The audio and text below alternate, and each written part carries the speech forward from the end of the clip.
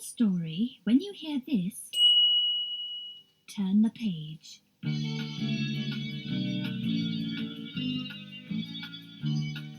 The Grand Pony Parade.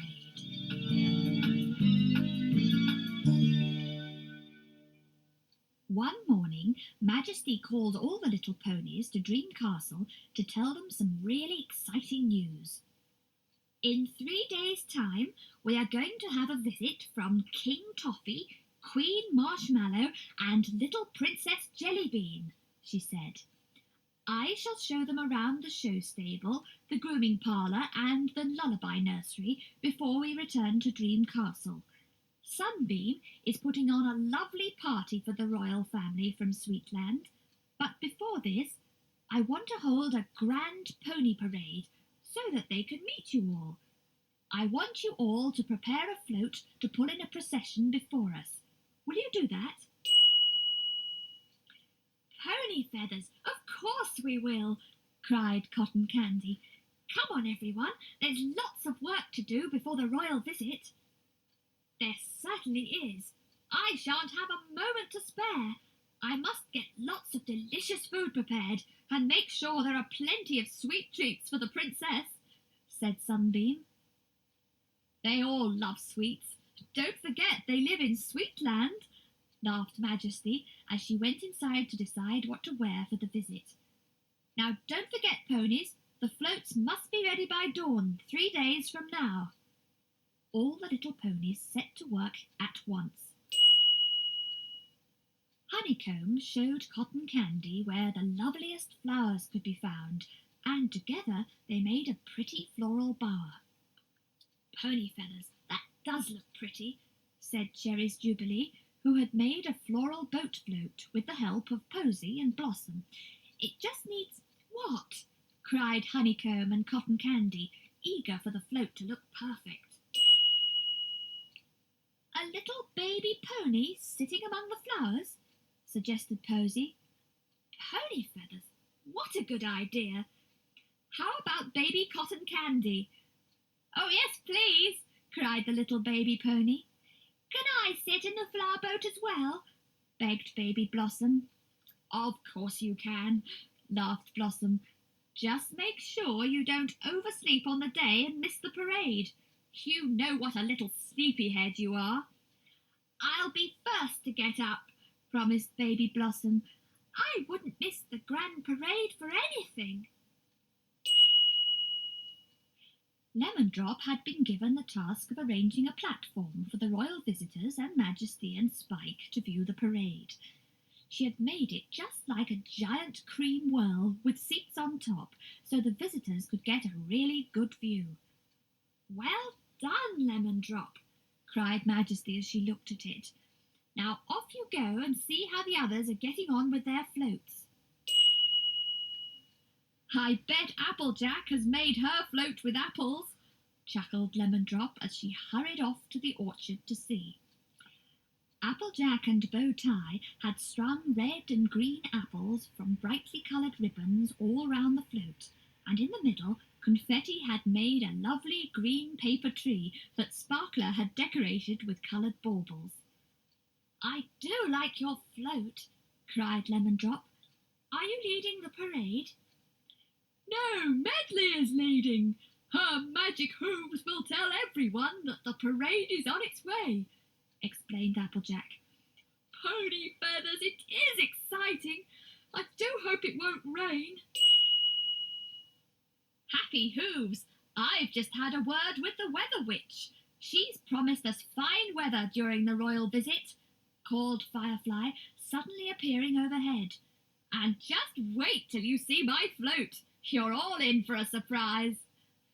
I do hope Bubbles remembers to have a wash before she appears before the King and Queen, whispered Peachy to Trickles as they watered the flowers outside the show stable. You know how she loves rolling about in mud. Pony Feathers, Sprinkles and Duck Soup have promised to make sure that she does, replied Trickles.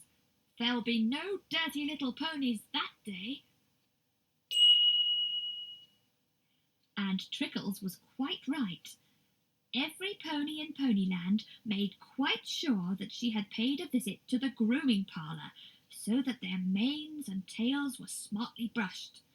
Bowtie provided pretty ribbons for everyone. There were even pretty ribbon bows for Twinkles, Brandy, and Spike. King Toffee and Queen Marshmallow were most impressed with Lemon Drop's collection of cups when they visited the show stable, and little Princess Jellybean insisted on trying out the lullaby swing. "I must have one just like it when we get home," she laughed. "So you shall," promised Majesty. "But now it is time for our grand pony parade. Come along and choose a seat." "It's the first time I've ever sat down in a cream whirl," chuckled King Toffee as he plumped down beside the Queen and his little daughter. "Oh, listen, what lovely music! Here's Medley. The parade is on its way," cried Queen Marshmallow, looking eagerly across the meadows. Next came Parasol, waving her tail like a harp. She was pulling a float on which sat Heartthrob and her lovebirds, who sang a sweet song of welcome to the visitors. Then came Firefly, and what a surprise! Her float was full of soft, fleecy clouds. Several baby ponies were jumping up and down, performing very clever acrobatic tricks, while above the float, tiny baby Firefly performed her first double loop. "Oh, do take care, baby Firefly," called Princess Jellybean. She clapped in delight as baby Firefly landed safely on a fleecy cloud. "I knew she could do it," said Firefly proudly. When the music stops, turn your cassette over.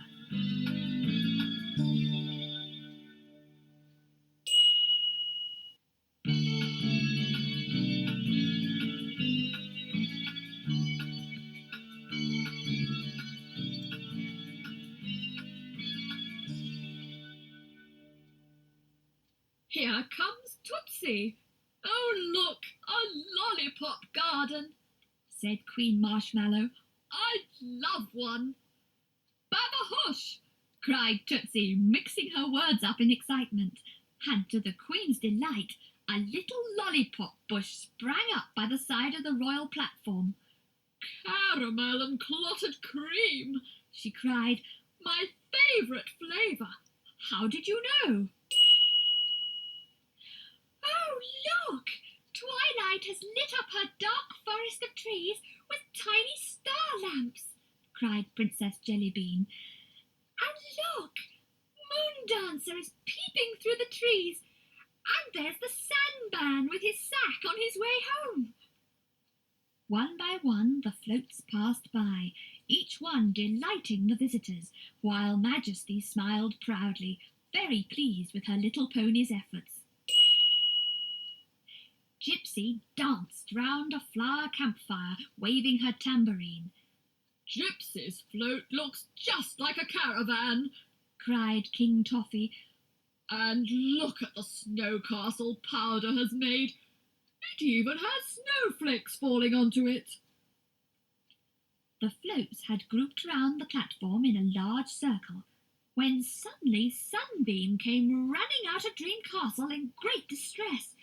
"Majesty, I was just putting the finishing touches to our feast in the throne room when Giant Greedy burst in.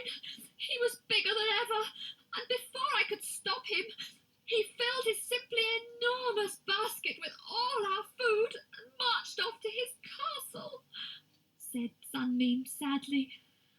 "We can't catch up with him because he is wearing his 7-league boots. One stride takes him many miles." "Heavy hooves! Does that mean there will be no party now?" cried the baby ponies and Princess Jellybean, looking very upset. "Of course not. Don't look so sad. We still have plenty of food here," said Majesty with a smile. She twirled her magic horn, and walking up to several of the floats, she sang softly at each one. Objects on each float please heed, turn into the food we need.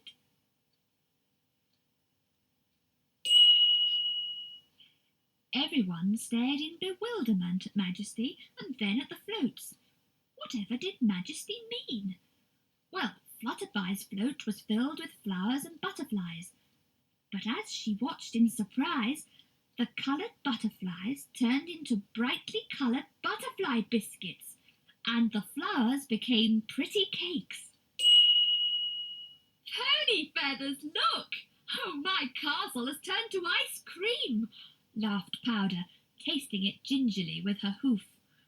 My apples have turned to toffee, called Applejack, and the ribbons have become barley sugar sticks. I love barley sugar, cried Queen Marshmallow, rushing over and picking up a stick. Look, all my comets and stars have changed to silver sugar sweets, shouted Glory. Pony feathers, they're delicious. Try one, Pinwheel. Happy hooves! Our boat has turned into a big cherry cake, cried Baby Blossom, breaking off a piece and nibbling it. I love cherry cake, shouted King Toffee. Please, may I have a slice? Certainly. I think our party is turning into a picnic, laughed Majesty. Come along, everyone. Just choose what you would like to eat from the floats. I'm sure you'll find something you like. And of course they did. The baby ponies simply loved the chocolate feathers that decorated Tickle's float, and the marzipan leaves that had fallen from the trees on Gusty's float. Surprise's balloons had turned into giant pink marshmallows, especially for the Queen, and Skyflyer's kites had become slices of golden gingerbread. One or two of these were rather hard, though, so Hopscotch used them as markers when she taught Princess Jellybean how to play hopscotch. I shall teach this game to all my ladies-in-waiting when I get back home to Sweetland, smiled Princess Jellybean as she nibbled a sugar snowflake. Do you know, my dear, I think this is the best party we have ever been to, stated King Toffee to Queen Marshmallow as they admired the sugared sea ponies on Sprinkle's float. And I do believe those ponies are swimming in a peppermint ice sea. Indeed they are, laughed Sprinkles, but they started out as models of Sea Star and Sea Shimmer. The Weather Witch helped me make them from the clouds. Just wait till we tell the sea ponies how they turned to sugar and swam in a peppermint sea, laughed Medley. They will be surprised. You'll have to wait until tomorrow. The man in the moon is beginning to light the stars, said Majesty. It's time little ponies were fast asleep. And little princesses too, cried Queen Marshmallow. We've just got time to get home before dark. Thank you for a lovely party and the best pony parade that I have ever seen.